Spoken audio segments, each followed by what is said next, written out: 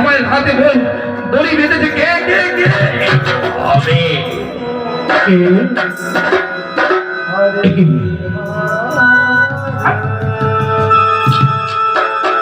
মৃণাল, এই রাতের অন্ধকারে প্রবেশ করে আমার হাতে দড়ি বেঁধেছে কেন কেন কেন?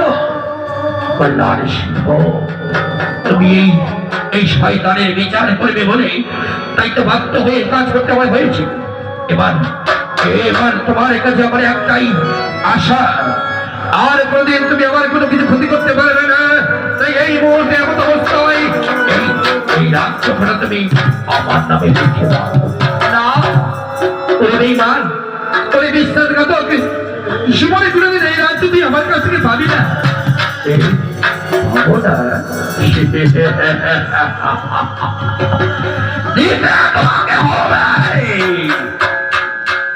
এই রাজ্যখানা না দিলে অত্যাচারিতা করে তোমার জীবনকে দুর্বিষহ করে দেব। তোমার জীবনের প্রতিটি আশা আকাঙ্ক্ষাকে আমি ধূলিসাৎ করে দিয়ে আমি তোমার জীবনের কার নিয়ে আসবো। বলো দেবে কিনা? না, ওরে বেঈমান, আমি তোকে এই রাজ্য কোনো মতে দেব না, দেব না, দেব না। শেষবারের মতো বলছি, দেবে কি না? না, ওরে শয়তান, দেবে না তুমি।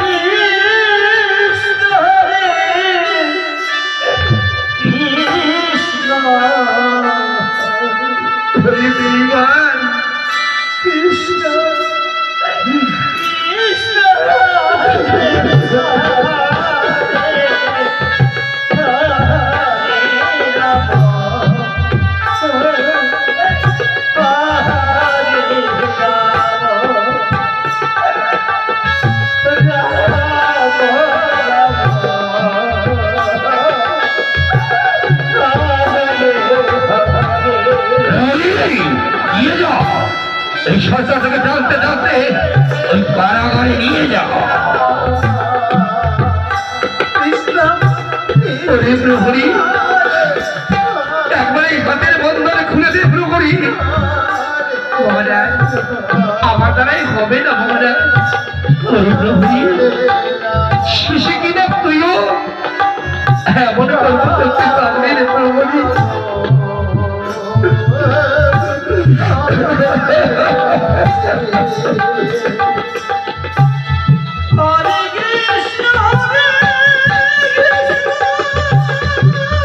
সইতে পারবে না তখন তুমি ঠিকই যাচ্ছি কথা আমার নামে লিখে দেবে।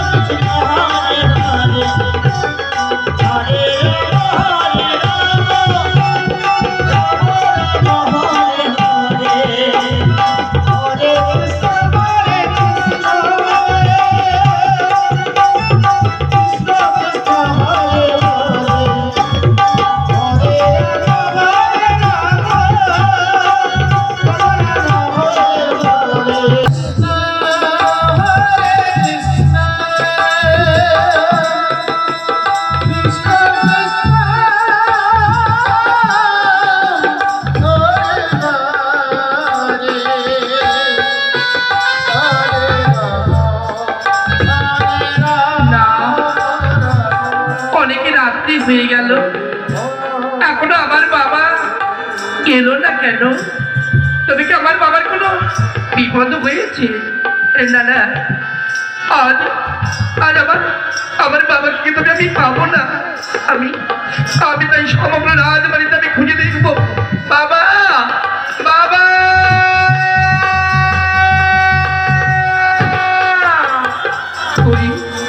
এখনো যে আমি পেলাম না। বাবা তুমি কোথায়? বাবা তুমি বলো কোথায়? রাজকন্যা,